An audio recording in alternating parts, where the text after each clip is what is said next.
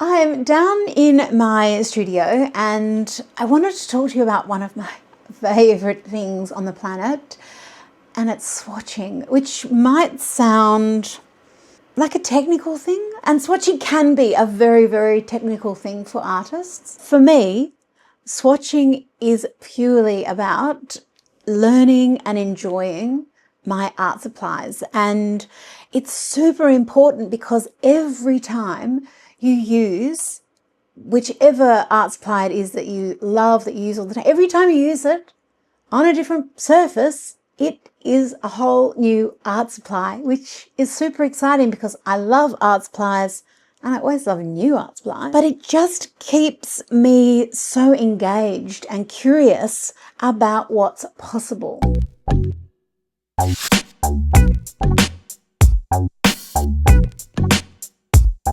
So for me, swatching is like the Alice in Wonderland effect. I am falling down the rabbit hole every time I do it. And what inspired me to do this video, I got a gorgeous gift in the post from Sarah Renae Clark. And I'll put it back in the cover for the full effect. Bam. But this is the Swatchdex. And look at the gorgeousness. Oh, boop. And then in here, obviously, I've been using one of them, so I'll show you that. But that's what's inspired me to do this video, because Sarah Renae obviously believes in the power and importance of swatching as I do. And the way that I think each artist swatches is probably different. For me, it's about learning the art supply. It's not about the neatness, and it's not about a future reference. Although that can be very handy, I'm doing the learning as I'm creating. Now, I need to come completely clean with you. I probably do more swatching than the average artist because I'm developing art supplies. So for me, swatching is also part of my work. And I would have told you this story before. But when I was at school and, I went to my school guidance counsellor, what do you want to be when you grow up? Because you're picking your final subjects. And I said, well, zookeeper. My guidance counsellor said, well, you're not smart enough to be a vet. You're not very mathematically inclined. And veterinary studies are always the hardest to get into, where I grew up anyway. So vet was off the menu. And I was like, well, I love colour. What about a colour namer? Because paint companies, lipstick companies, all these things, they need to name colours, and I would be very good at naming colours. And she's like, Jane, it's not even a job. It's not even, let's stay in the world of reality. It is a real job, and it is my job to name colours. So I name colours all the time. I do a lot of swatching. So I'll show you some of my journals, because I swatch in my big watercolor journals like this one. Oh, let me just, oh, can I do this? Yes. Oh my gosh. Yes. Okay. So I swatch in journals mostly. Every so often I'll swatch on paper. This is for a particular use.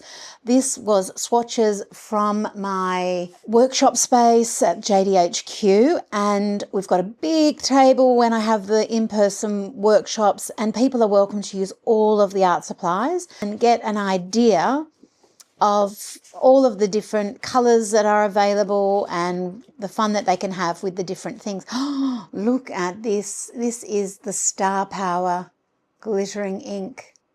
Can you even? Another way, what I mainly do is I swatch in a journal. So this is an example of an art journal that I have. This one is top secret, but it was top secret in 2023, so we don't have to worry about that so much now. Started off as swatches. Here I am developing icing on the layer cake. So things start off as swatches and then they become journal pages. So this is where I'm working out some skinny dip things, and nothing's in order. This is an art journal, so everything is come what may. I've given up on trying to, or let go of the idea of a themed journal happening every time, as it just doesn't apply to me. An art journal is what it is. Every artist is a bit different, however you want to do it. But I've got my work wrapped in here. I've got my play wrapped in here. For me, it's kind of the same thing. And I'm very grateful for that. What I'm trying to show you is I've got swatches that have turned into journal pages. So I want you to keep that in mind, that you don't have to do linear colour swatching. You can if you want to, fine, but you can think of colour swatching really, really, really broadly. Come back and draw over them. This would be lovely to do faces over one day.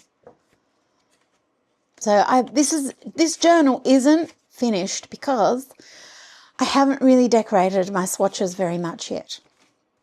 There's still room to play. Once I've done this, this is the work, this is the reference, and then after that, it's the knowledge is in my mind, and I might come back for a bit of a referral, but not really. This is for me testing and having fun with gorgeousness. Gorgeousness. So if you are feeling stuck, creatively stuck one day, swatching out an art supply that you haven't used for a while, get it in rainbow order, and you have got the beginnings of an art journal page. Yeah, so things can often start off as just swatches where I'm testing colour combinations, how things work all together. So when you have, say, a new set of watercolours, you might want to swatch out how the new set work with your existing set of watercolours so that you can see where there might be some colour similarities, where there are some real colour differences. All of these things are really amazing knowledge for you to have from the get-go. I think it also adds confidence.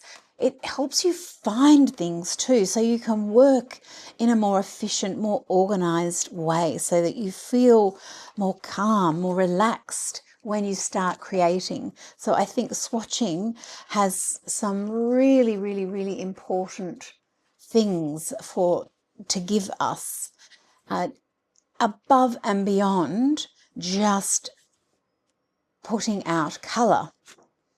So this is a big way that I use my swatching practice. And of course in this journal, like I said, it's not just swatching, it's all sorts of things are happening. I'm swatching, then I might be watching television and seeing something else. Who knows, you know, we've got the full spectrum of everything that is going on in my mind and in my world. Now, before I had my own collection of art supplies, I did more regular swatching. I didn't use swatching as an art form so much, but I did an awful lot of swatching, just a little bit more traditional. So I'll show you one of those sorts of journals as well. So this is a journal that I've called Wonderland. It used to be my colour Bible. Paint is amazing. Yes, it is. Here is a more maybe a traditional way of keeping colour. It probably isn't actually, but who cares about traditional? I'm just showing you what I do. I can't step into someone else's brain. I can only live in my own. Oh, I remember creating this swatching page. Sophie is sensational. I did this with my little niece Sophie when she was a little girl. Now she's a young lady, taking on the world and being marvellous. And as so often happens when I am strolling through an art journal, I see a page that bothers me or that needs to be finished. This poor lady didn't have proper eyes. So let's just give her some eyes and then we can move on with the swatching. I've got some that I still need to add. Oh, it's my dad. Oh, I miss my dad. But there's no doubt that organising your art supplies and organising your colour can be extremely helpful. And if you like to have an organised mind, which I love to organise, label and swatch things, especially colours, especially art supplies, it just helps make me feel more in control of the chaos that can happen with art supplies when you've got a lot of them, if you're an art supply and colour addict like myself. So what I created last year, the year before, at some point, was the INKcyclopedia and its friend, the Colour Catalogue.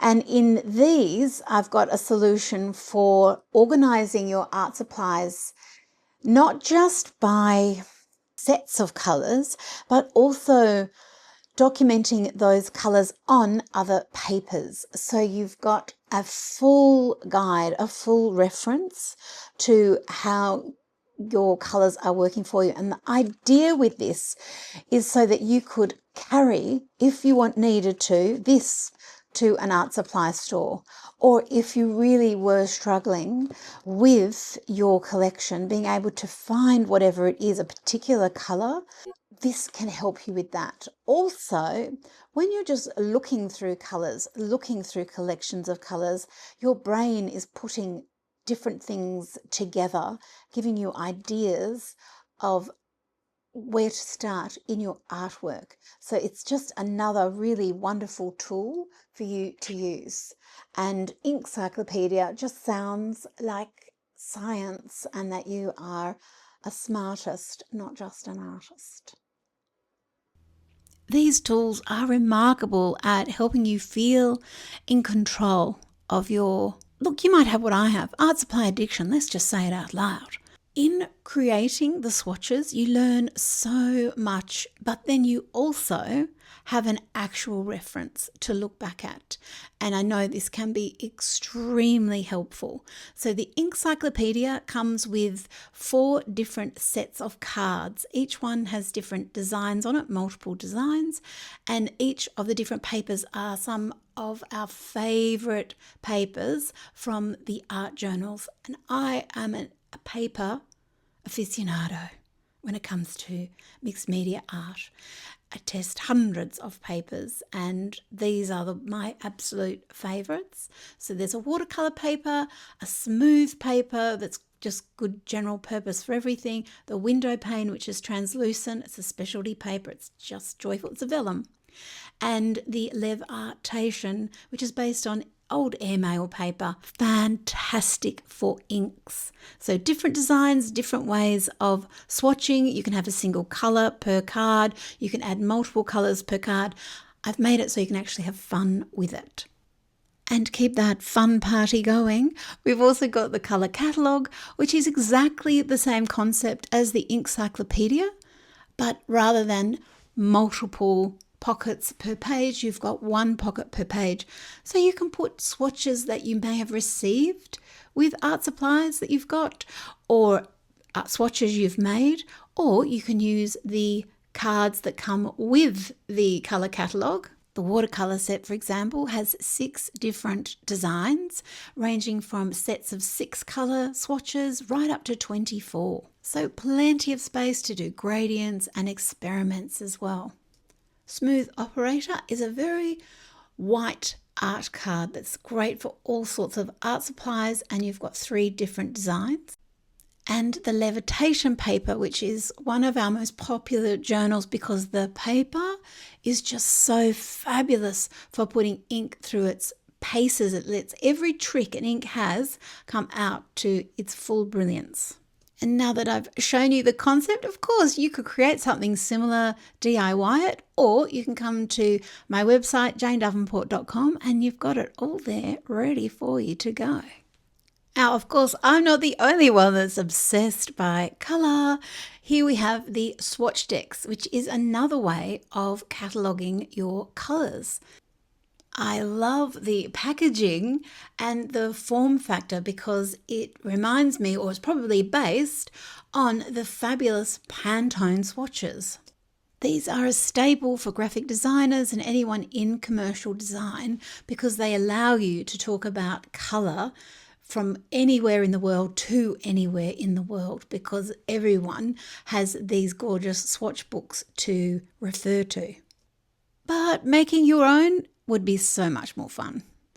I thought one really fun way of using these is to create a page that was just concentrating on one colour. So rather than have a collection of different colours, like say swatching out all of my coloured pencils, for instance, I thought, what about if I just swatch out turquoise? So I've started with some paint pens. They're the Brush with Fame paint pens. And of course, I'm remembering to label what the thing is, because give it a couple of days and if you're anything like me, you won't remember. There's a lot that's going on at all times. Now let's grab another turquoise art supply. I'm going to use my magic wands, which are colouring in pencils. And there are several colours that could probably sneak into this turquoise category. So I'm going to put all of them here. So I'm finding the paper that is in the Swatchdex is very, very smooth. It's a lovely bright white. It's really fantastic with the paint pens, and it's lovely with the pencils. I would classify this paper as what I call a fast paper. In other words, it's easy to work quickly on it. So it's a fast reacting paper. So some papers are grabby and are better off for water-based media, and allow things to dry quite slowly. This, because it is so smooth, allows your actual device, your tool, your pencil, your brush, to move quite quickly and hold that ink or pigment going across the surface. And talking about water media, why don't we try something that we can add water to? I'm going to use my water wands here, and this is from a set that's named after reef fish, tropical fish, and the other water wand set I have is named after drinks. See, they're watery.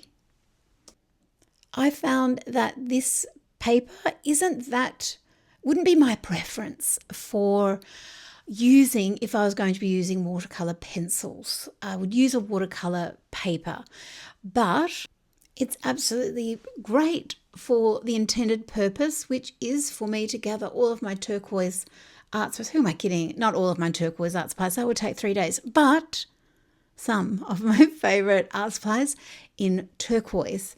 Now, what's really interesting in this process is it solidified to me something that I've been going through with my watercolour pencils. During a art retreat that I held at JDHQ just a few weeks ago, we used the watercolour pencils in combination with a newer paper of mine. And that combination, it's just one of those magic things. It's just the most delightful combination.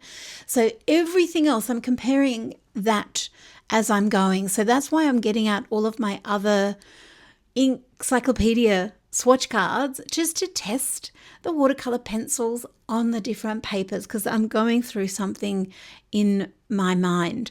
But even when you use something and it's not as satisfying or doesn't quite do what you wanted it to do, in no way is that a mistake or even a negative. It is an opportunity for you to learn a little bit about what it is that really flips your switches art-wise. And this is exactly my point about the importance and the wonderment of swatching, is you learn all sorts of things. So if, like me, you start swatching out and you get distracted and start swatching on other papers as well, just to confirm in your mind the choices that you're making or things that hit that sweet spot better for you or in a different way, there are no rules. There are no rules in art journaling. There are no real rules in colour or mixed media. The only rule is do more of it, please. That's the only rule. There are no other rules. So I'm also playing around with pixel pens, which are one of my super fine sketching pens that when you add water to them, they are water soluble. I'm also putting down some of my marzipan twists, which are beautiful gel-based, very, very ultra smudgy and pigmented crayons. And I loved the Swatchdex paper with those. Also with those fine pens. Like I said, it's a fast paper, so it really, really, really performs with dry art supplies like pens, markers, pencils. Now let's break out the watercolour. I'm using colours from the Colour Library, and the colour that's going to match this perfectly once I get the dog hair out of it is 20,000 Leagues, which is a cobalt turquoise. This is my premium quality tube-based watercolour, and I just squeeze it out and pop it into the Fantastic palettes, which of course are mermaid scale shaped. Why would you expect anything else other than that? They do have a practical purpose. They've got a lovely, they give you just that lovely wide pan, but let's face it, they're gorgeous, and that is the main reason for them, okay? How beautiful do they look sitting there in their pans? Anyway, so let's grab that watercolour. Now, what I found is this did take a long time to dry because it's not watercolour paper. Any paper like this is going to take a little bit of time because it is not absorbent. So we just do as the instructions for the Swatchdex says, leave that page open and allow things to dry. Patience is a virtue. I think you could have a lot of fun creating a really valuable reference for yourself, learning a lot about your art supplies and about colour with this tool.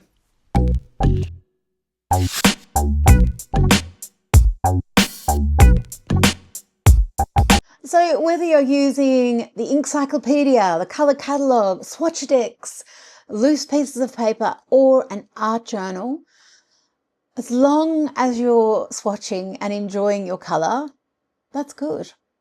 But I don't really want to put pressure on you to swatch if you don't want to. I'm not saying if you don't swatch, you don't exist. If you don't swatch, you're crazy. I'm not saying that. As long as you're playing with colour and enjoying your colour and learning your art supplies and using them, well, that's good. As long as you're playing with colour and enjoying and using your art supplies, not creating a museum, a collection of art supplies, you're actually using them, that's really, really good. And if you are collecting art supplies and creating your own personal museum, that's okay too. But I think sometimes we think these things are so gorgeous that we think that, or we don't use them because we don't want to mess them up. And I'm here to tell you, because I listen to the art supplies. They talk to me and they tell me that they love being messed up. They love being paint splattered.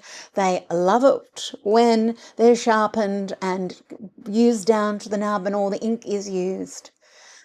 That's what they're here for. That is their purpose on earth. They don't want to just sit there looking pretty. They're going to sit there and look pretty, whether they're used and abused or sitting there pristine, wrapped in their original packaging. Just use your art supplies. If you've got an art supply that has been languishing and you might even feel a little bit guilty that you haven't used it, you've spent money on it or you're given it, you haven't used it yet, go and grab it now.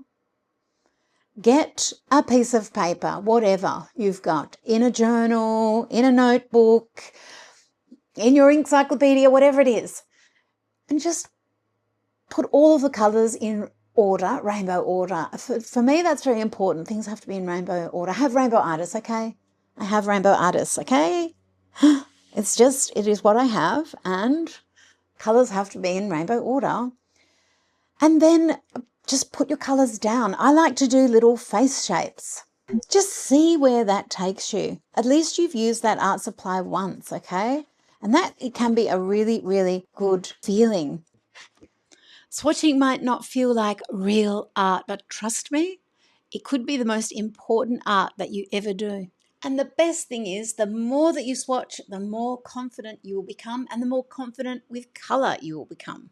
You'll waste less and you'll create more. You'll start to notice what colours you actually love the most. You'll pick up combinations, new combinations or favourite combinations. You'll actually be able to take stock of what it is that you're actually using and the brands that you love the most, which is Jane Davenport, of course. That's your favourite art supply brand, right? So whatever you use, a journal, random pieces of paper, Swatchdex, INKcyclopedia, the Colour Catalogue, or all of them like I do, just do it, just start. If you found this video helpful, please give it a thumbs up and leave me a comment. How do you do your swatching? Do you do swatching? What is your favourite way of swatching? I want to know all about it. I love swatching. So until we meet again on the next video, I hope that your swatches are plentiful and vibrant and that your creative muse is called in and sits close to you. I'll be watching as you're swatching.